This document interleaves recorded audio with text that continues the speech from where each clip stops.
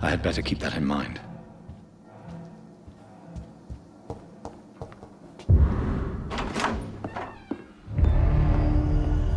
Edgar. Edgar, can you hear me? Jonathan, is it really you? Easy. Easy. Save your strength. I'm getting you out of here.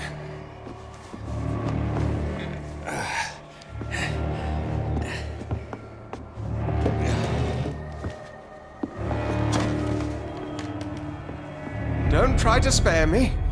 As a physician, I know all too well when it's too late. Punctured lung, broken ribs, and internal bleeding. An accurate diagnosis, wouldn't you say? Edgar, what happened? They wanted me to confess. Beat me black and blue. Jeffrey McCullum ambushed me at the Pembroke Hospital. He was convinced you and I were responsible for the Skal epidemic. I never imagined that self-righteous fanatic would dare to attack us in the open. What became of him? I put him in a somewhat delicate position when I made him an immortal. Really? You sure that was the wisest course of action? Time will tell.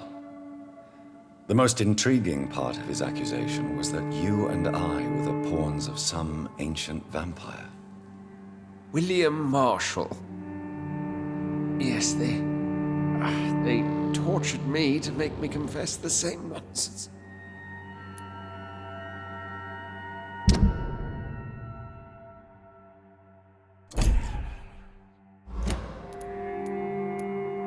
I think you're hiding something, Edgar. What do you mean? William Marshall, for example. You speak of him as if you know him. How is that? Jonathan, I cannot say I'm ready for another round of questions. What can you tell me about William Marshall? Not much. History paints the story he was the greatest knight who ever lived. Amongst the immortals, he had a yet greater legend.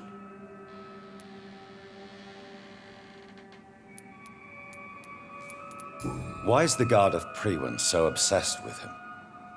He was the only ancient vampire to escape the first great hunt launched by the Guard of Priwen in 1854. They believe he's an evil creature plotting his return.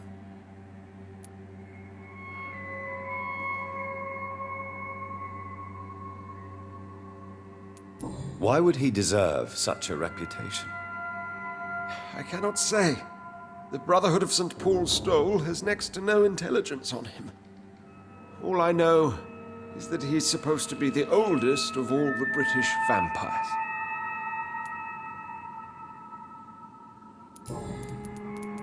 Why would the Guard of Priwen believe you and I created the vampire epidemic? Maybe due to our profession. Because I offered you shelter in my hospital.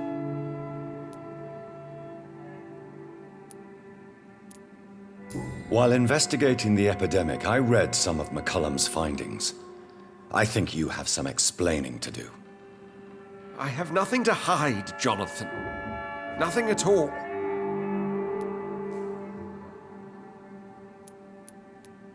Do you remember when we suspected Sean Hampton of killing Harriet Jones? Yes. The terrible episode that came as a shock to us all. Harriet Jones faked her own death. When I found her in the sewers, she confessed she wanted everybody to pay for what happened to her. That woman was extremely bitter, full of hatred and festering anger. Do you know Doris Fletcher's real name? No, I'm afraid not. Her real name was Doris Jones. She was the daughter of Harriet Jones. What do you want me to say, Jonathan? Doris Fletcher visited her mother at the Pembroke Hospital. That's how she first got infected. I know nothing about that. Miss Fletcher once came to visit the sick. That is all I know. No, Edgar, there is more. Doris Fletcher was Harriet Jones's daughter. They exhibited the same symptoms: blind hate and strong physical mutation. What does this sad story have to do with us? Come on, Edgar. Don't you see the pattern here? The epidemic, the link between Doris and Harriet, the suspicion of McCullum. How could I? I never saw Harriet Jones again after she fled the hospital. Do you know where we are? Doris Fletcher's theater. This is where that hateful creature plotted to spread the epidemic across London. I only briefly met Miss Fletcher once when she visited the Pembroke Hospital. You say it was to see her mother. She seemed like such a sweet and graceful woman. My point exactly. The disease turned her into a bitter soul, driven by vengeance just like her mother. A symptom of all the infected patients. Certain diseases are known to produce similar effects. Rabies, for example. And rabies is not the devil at work. Doris and Harriet shared more than a hidden family bond. They were the embodiment of the epidemic and are linked to the Pembroke Hospital. Come on, Edgar, this is no coincidence. I swear I'm at a complete loss. All I did was administer vampire blood to cure old Harriet. There was no evil plan, no diabolical plot. You did what? I tested the regenerating and healing properties of vampire blood on Harriet Jones. My only intention was to find the cure for influenza, I swear. Whose blood did you use? William Marshall's? Mine? Lady Ashbury's. While transfusing her with human blood, humanely appeasing her hunger, I also kept samples of her blood for my research. You used her blood on Harriet Jones? My God, Edgar, that's unethical. You betrayed 2 of your patients at the same time. How dare you judge me? Must I name the alarming list of your victims? We are both deceivers. But at least I know I'm a monster. You have worked beside me. You saw what I'm doing at Pembroke Hospital. Jonathan, you know I'm not an evil soul. Just another victim of this tragedy.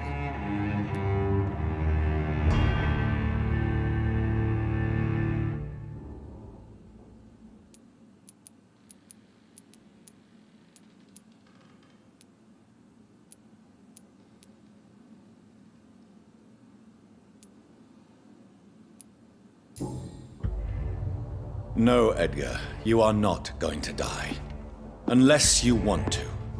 What do you mean? I can save you, Edgar. I can turn your broken body into one like mine. You truly would? After all I've done, after all that's been said, you would offer me this gift?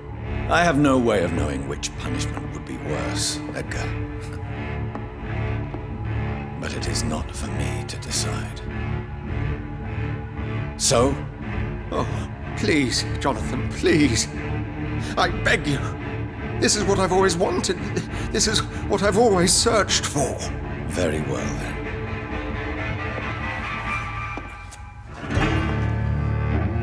Prepare to die and be reborn. To face an eternity of guilt. I'm ready. Oh, indeed, I am ready.